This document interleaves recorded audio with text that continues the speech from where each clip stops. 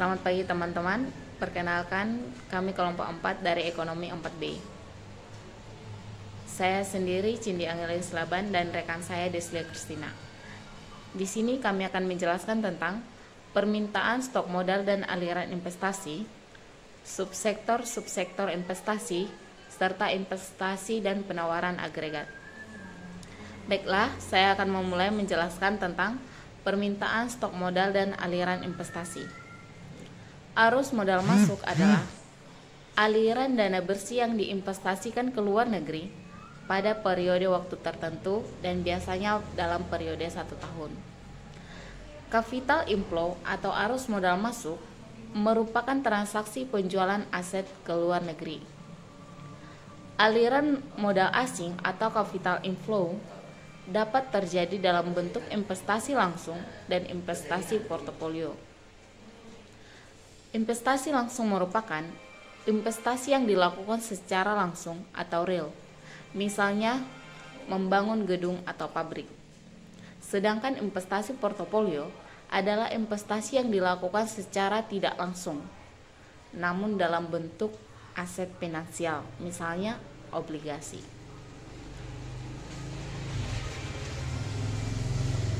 Fungsi arus modal masuk yaitu untuk memberi tekanan pada dimensi ekonomi makro di suatu negara dan menghambat investasi asing.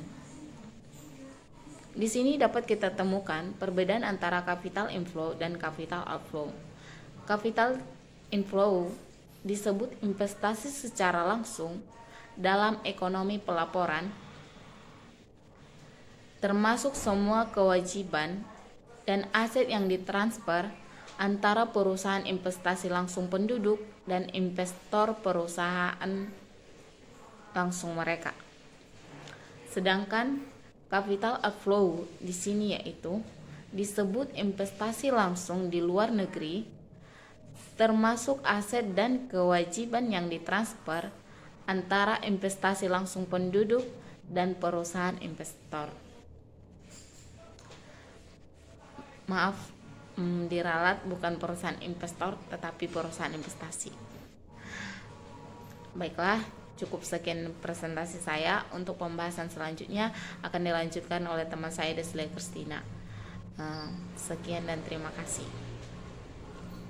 Kenalkan, nama saya Deslia Kristiani, NPM 19050019, Prodi Pendidikan Ekonomi 4B. Di sini saya akan melanjutkan pembahasan tentang investasi dari teman saya Cindy Angelina. B. Subsektor investasi.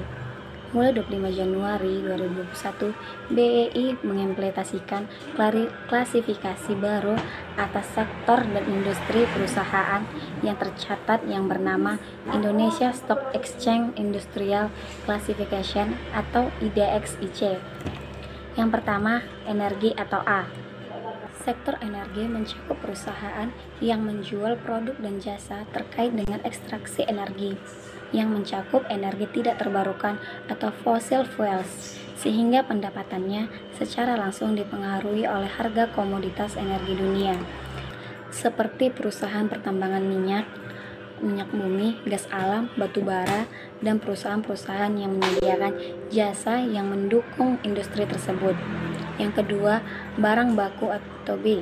Industri barang baku mencakup perusahaan yang menjual produk dan jasa yang digunakan oleh industri lain sebagai bahan baku untuk memproduksi barang final, seperti perusahaan yang memproduksi barang kimia, material, konstruksi, wadah, dan kemasan. Pertambangan logam dan mineral non-energi dan produk kayu dan kertas. Yang ketiga adalah perindustrian. Industri perindustrian mencakup perusahaan yang menjual produk dan jasa secara umum dikonsumsi oleh industri, bukan oleh konsumen. Produk dan jasa dihasilkan merupakan produk dan jasa final dan bukan produk yang harus diolah lagi, seperti bahan baku. Industri ini mencakup produsen barang kedirgantaraan, pertahanan, produk bangunan, produk listrikan, mesin. Selain itu, industri ini juga mencakup penyedia jasa komersial seperti percetakan, pengelola lingkungan, pemasok barang, dan jasa industri dan jasa profesional seperti jasa personalia dan jasa penelitian untuk keperluan industri. Yang keempat adalah barang konsumen primer. Industri barang konsumen primer mencakup perusahaan yang melakukan produksi atau distribusi produk dan jasa yang secara umum dijual pada konsumen, namun tetapi untuk barang yang bersifat antisiklis atau barang primer atau dasar, sehingga permintaan barang dan jasa ini tidak dipengaruhi oleh pertumbuhan ekonomi. Yang kelima adalah barang konsumen non primer. Industri barang konsumen sekunder mencakup perusahaan yang melakukan produksi atau distribusi produk dan jasa yang secara umum dijual pada konsumen, namun untuk barang yang bersifat siklis atau barang sekunder, sehingga permintaan barang dan jasa ini berbanding lurus dengan pertumbuhan ekonomi. Yang keenam, kesehatan. Industri kesehatan mencakup perusahaan yang menyediakan produk dan layanan kesehatan seperti produsen peralatan dan perlengkapan kesehatan, penyedia jasa kesehatan, perusahaan farmasi, dan riset di bidang kesehatan. Yang ketujuh, keuangan. Industri keuangan mencakup perusahaan yang menyediakan layanan keuangan seperti bank, lembaga pembiayaan konsumen, modal ventura, jasa investasi, asuransi, dan perusahaan holdings. Yang kedelapan, properti dan real estate. Industri properti dan real estate mencakup perusahaan pengembangan properti dan real estate dengan perusahaan yang menyediakan jasa penunjangnya. Yang kesembilan, teknologi. Industri teknologi mencakup perusahaan yang menjual produk dan jasa teknologi seperti perusahaan jasa internet yang bukan penyedia koneksi internet. Penyedia jasa dan konsultan TI adalah perusahaan pengembang perangkat lunak, perusahaan perangkat jaringan, perangkat komputer, perangkat dan komponen elektronik dan semikonduktor. C. Investasi dan penawaran agregat.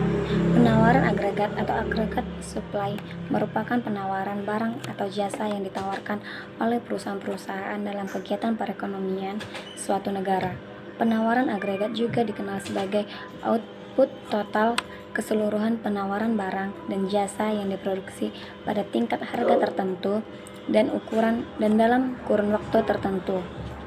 Besaran penawaran agregat dapat ditampilkan dengan kurva penawaran agregat yang menunjukkan hubungan antara tingkat harga dan kuantitas output yang dihasilkan perusahaan-perusahaan. Biasanya hubungan antara penawaran agregat dengan tingkat harga positif. Kesimpulannya adalah investasi dapat diartikan sebagai pengeluaran penanaman modal atau perusahaan untuk membeli barang-barang modal dan perlengkapan produksi untuk menambah kemampuan memproduksi barang-barang dan jasa yang tersedia dalam perekonomian. Penanaman modal atau investasi berperan dan berpengaruh pada proses pembangunan dan pendapatan negara. Semakin tinggi investasi yang akan kita berikan, maka semakin meningkat pula pendapatan nasional. Kedudukan penanaman modal dalam negeri yang terpenting adalah pendapatan nasional, karena dapat memanfaatkan kekayaan yang dimiliki oleh pihak dari negara tersebut. Baiklah, cukup sekian penjelasan makalah kami. Jika ada kekurangan, kami mohon maaf. Terima kasih.